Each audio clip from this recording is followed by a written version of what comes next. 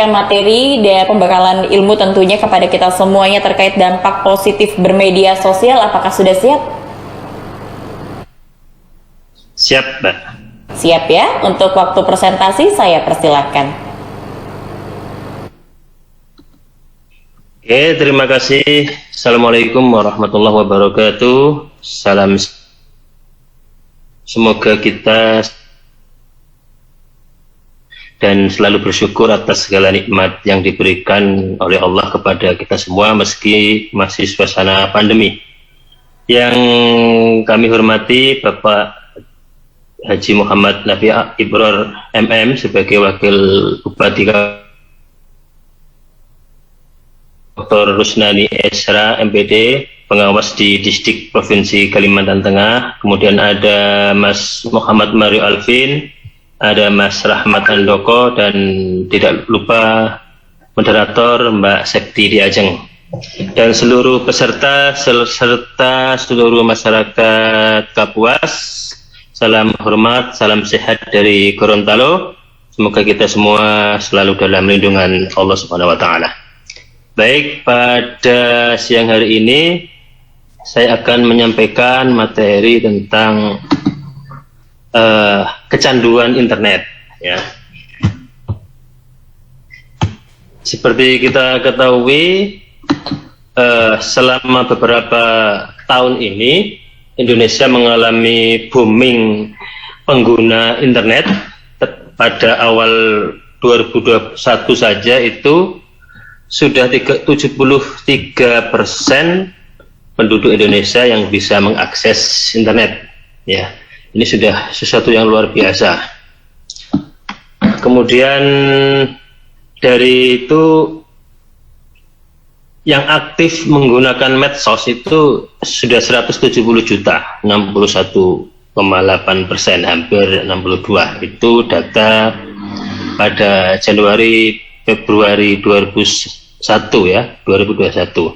Jadi kalau sekarang mungkin sudah sangat meningkat lagi. Apalagi sekarang HP itu begitu murah dan paketan internet juga begitu mudah didapat, harganya juga murah. Jadi kemungkinan kalau di survei terbaru bisa sampai 80% perkiraan saya. Ini datanya. Kemudian orang Indonesia itu setiap hari rata-rata online-nya itu 8 jam lebih, hampir 9 jam setiap hari kita online, kita internetan, ya, mulai bangun tidur sampai tidur lagi. Bahkan kita bangun tidur yang kita cari pertama kali bukan anak atau istri atau teman kita, tapi HP kita dulu, ya. Dan untuk bermain medsosnya itu rata-rata 3 jam lebih, hampir 4 jam, hampir 4 jam kurang sedikit lah, ya. Kemudian untuk bermain musik, mendengarkan musik online itu 1,5 jam setiap harinya. Dan media sosial yang paling populer oleh masyarakat Indonesia itu adalah YouTube, baru WA. Karena itu karena begitu banyaknya penonton YouTube, viewer YouTube dari Indonesia, banyak sekali YouTuber luar itu yang kemudian mencoba menarik simpati rakyat Indonesia dengan membuat reaksi-reaksi atas sesuatu yang lagi viral di Indonesia. Dulu masih ingat saya ketika lagunya Via Valen itu lagi viral, Sayang itu, kemudian banyak sekali YouTuber luar negeri yang kemudian membuat video reaction atas lagu Sayangnya Via Valen itu, ya. Paling banyak YouTube, ya, 93,8%, baru di bawahnya WhatsApp 87,7%, baru Instagram, Facebook. Ini data Januari 2021. Kalau data sekarang belum ada risetnya. Dan sayangnya ini surveinya Rosansam Indonesia Consumers, ya. Ini survei April lalu 2001, ya. ada 87% anak Indonesia itu yang sudah mengakses internet, dan kebanyakan mereka itu berumur 13 tahun, Mas. Jadi masih SD ya. Nih. 92%-nya itu anak-anak yang dari keluarga ke bawah. Mereka ini sudah mengenal media sosial. Bahkan kebanyakan 54% di antara mereka sudah kenal medsos sejak sebelum umur 6 tahun. Ini sesuatu yang dahsyat ya. Yang pertama kali mereka perkenalkan, yang mereka kenal bukan pelajaran tapi malah medsos. Dan ini kalau kita lihat, ternyata kita itu kalau sudah punya anak, yakin lebih pintar anak kita dalam berinternet, bermedsos daripada orang tuanya. Ya, kalau belum punya anak, punya adik gitu kan, pasti dikasih itu mereka sudah bisa membuka-buka apa, bisa kirim anak, itu sudah bisa. Ini data-data April yang lalu. Kemudian apa yang mereka lakukan dengan bermain internet itu? Ya, kebanyakan 65%-nya itu, sayangnya anak-anak itu 65%-nya bermain game dan komunikasi online. Ya, apalagi ini April, berarti masih dalam masa daring. Seringkali belajar daring, sekolah daring. Seringkali malah belajarnya cuma 1 jam, 2 jam, setelah itu main gamenya berjam-jam. Ya. Sementara untuk mencari pelajaran, untuk belajar dan menambah keterampilan baru itu hanya 48%. Ya. Dan lain-lainnya itu bisa kita baca. Membaca buku dan atau komik itu di internet, buku online, e-book itu hanya 30%. Nah, itu data-data, fakta, kenyataan yang terjadi di masyarakat kita. Ternyata kita ini sudah sangat terbiasa dengan internet. Cuma apakah kita pintar memanfaatkan internet, itu persoalan yang lain. Dan kalau lihat kondisi seperti itu, tampaknya kita ini sudah waspada dengan apa yang dikenal sebagai internet addiction ya, kecanduan internet. Apa itu kecanduan internet? Kecanduan internet itu semacam ketergantungan psikologis. Kecanduan sendiri, kalau kita menurut Davis itu sebentuk ketergantungan secara kejiwaan antara seseorang dengan sesuatu yang lain, sebuah stimulus yang biasanya itu berupa benda atau zat. Tetapi kecanduan itu tidak harus ketergantungan kepada benda, karena ada dua jenis kecanduan.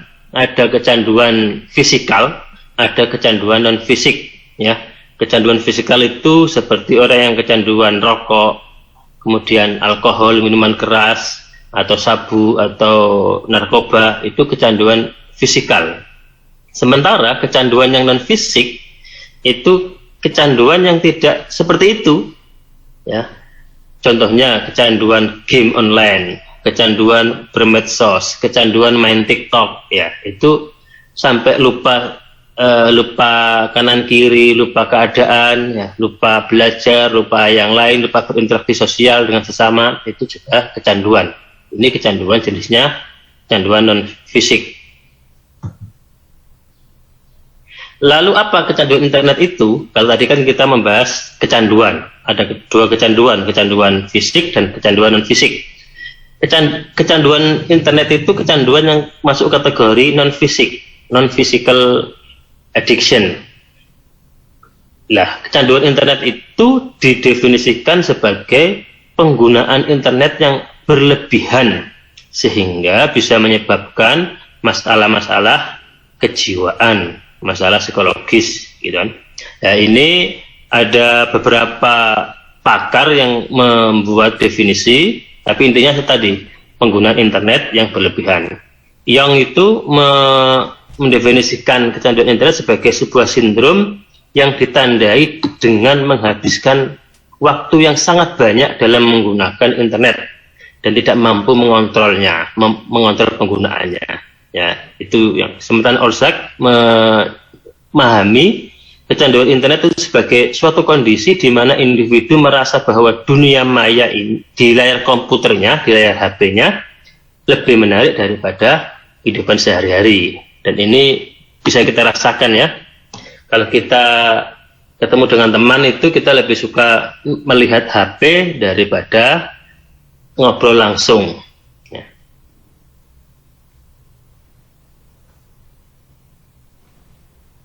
Ya, tetapi tidak semua pengguna internet itu masuk kategori kecanduan. Ya, ada pengguna internet yang dia tuh bisa mengendalikan dirinya sehingga menggunakan internet secara normal, secara wajar, biasa saja. Ini disebut sebagai non-dependent, ya, non-dependent user, pengguna yang tidak tergantung. Ini secara normal saja, ya. Ini biasanya menggunakan internet itu 4-5 jam per minggu, tidak lama-lama. 4-5 jam per minggu itu kalau dibagi 7 hari, ya nanti bisa perharinya bisa ini cuma sedikit itu ya. Sementara pengguna yang lain itu pengguna yang sudah kadung tergantung kepada internet. Biasanya mereka ini yang sudah kecanduan ini menggunakan internet antara 20 sampai 80 jam per minggu. Ya, jadi waktunya habis untuk internetan. Kecanduan internet itu sendiri ada 2 macam. Ada kecanduan internet yang secara spesifik. Ya, dia ini orang yang suka pada satu aplikasi atau satu fasilitas saja dari internet, suka TikTokan, dia kemana-mana TikTokan, sampai jalan kaki TikTokan, semua TikTokan, contohnya seperti itu, atau siaran langsung di YouTube setiap saat, ya. Ini berarti kalau dia hanya suka satu dua aplikasi saja, itu berarti kecanduan internet yang secara spesifik. Sementara ada kecanduan internet yang secara umum, ya, hampir semua aplikasi disukainya. Habis buka WA, ganti buka Facebook, ganti buka TikTok, ganti nanti buka buka YouTube, begitu terus sampai waktunya habis untuk membuka-buka yang lainnya. Ya, ini namanya kecanduan internet secara umum, karena hampir semua fasilitas, semua aplikasi dia gunakan, sehingga membuat dia lupa pada kehidupan nyatanya.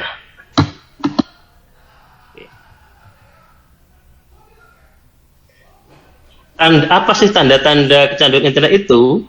Ya, ada 2 tanda seseorang itu dianggap sebagai kecanduan internet. Tanda mengarah ke kecanduan internet, ya.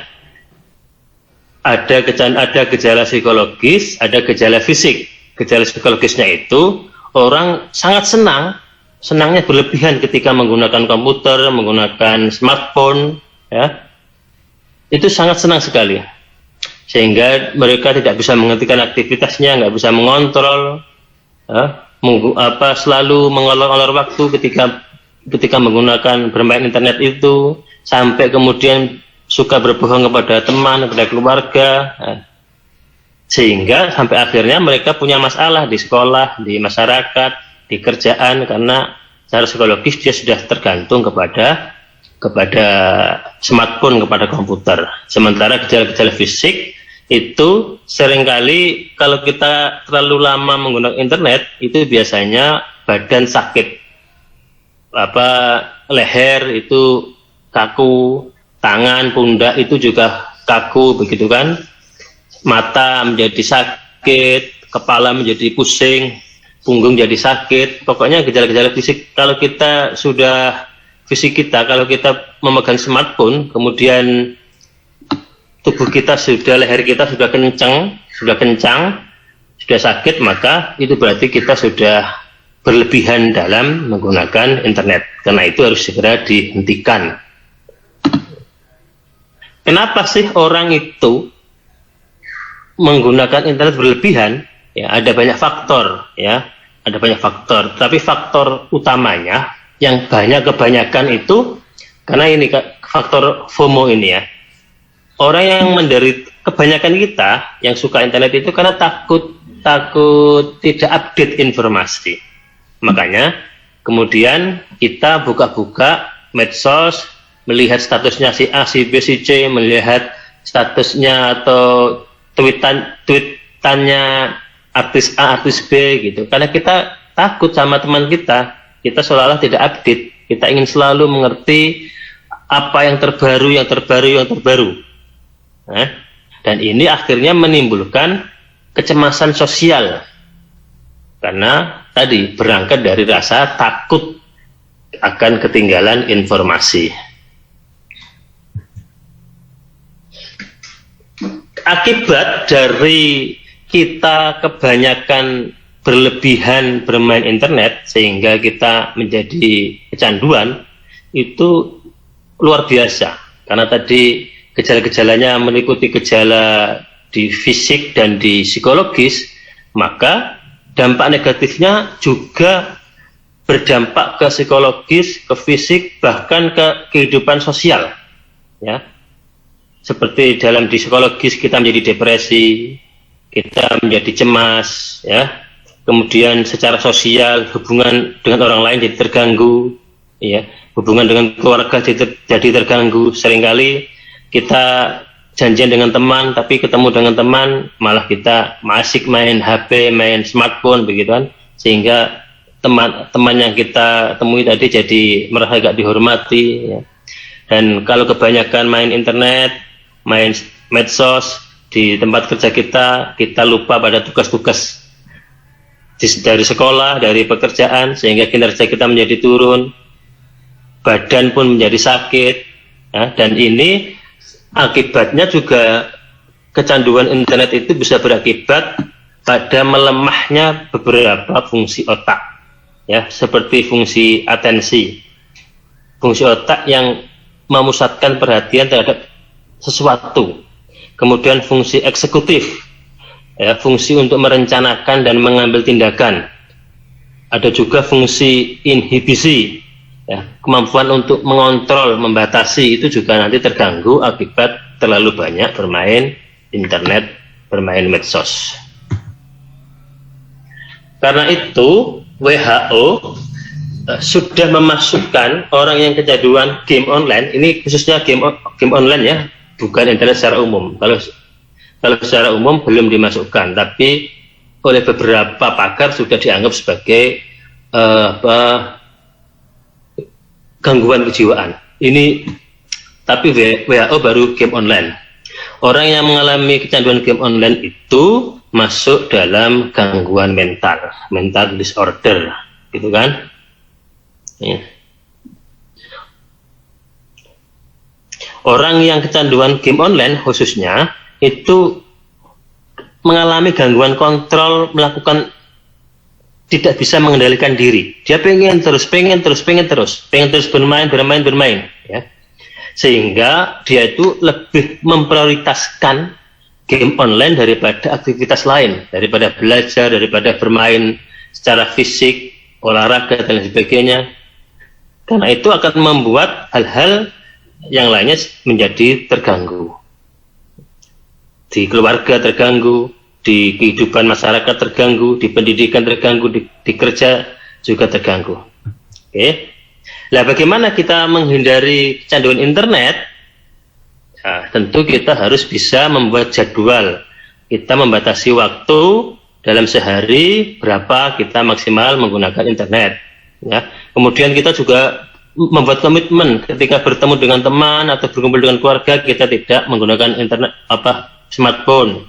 Kemudian kita harus membuat area-area yang bebas smartphone seperti kamar tidur, kamar mandi, dapur, ruang keluarga, ya. Atau kita kalau pengen ini mengganti aktivitas bersmartphone itu dengan olahraga, membaca buku dan lain sebagainya. Dan yang terpenting kalau memang kita ingin menggunakan internet, kalau bisa kita jadikan internet itu untuk yang lebih produktif, menjadi YouTuber yang baik. Kemudian ada banyak fasilitas di internet itu yang kita bisa belajar, meningkatkan bahasa Inggris, bahasa Arab, bahasa Jepang, meningkatkan skill, bagaimana beternak ayam, beternak lele, itu banyak sekali di internet, di YouTube. kita bisa belajar dari situ. Itu akan menghindarkan kita dari kecanduan internet, bahkan bisa lebih produktif lagi dengan banyak belajar dari YouTube. Terima kasih, saya kembalikan ke moderator. Assalamualaikum warahmatullahi wabarakatuh. Waalaikumsalam warahmatullahi wabarakatuh. Terima kasih banyak Bapak Fatah yang sudah memberikan ilmu yang bermanfaat sekali dan meluangkan waktu terkait sekali lagi tadi dengan tema besarnya dampak positif bermedia sosial. Namun kalau bisa dilihat memang ternyata banyak temuannya, dampak negatifnya pun banyak begitu ya. Untuk itu tadi Pak Fatah sudah mempresentasikan dan itu saran-saran dari Pak Fatah. Pak Fatah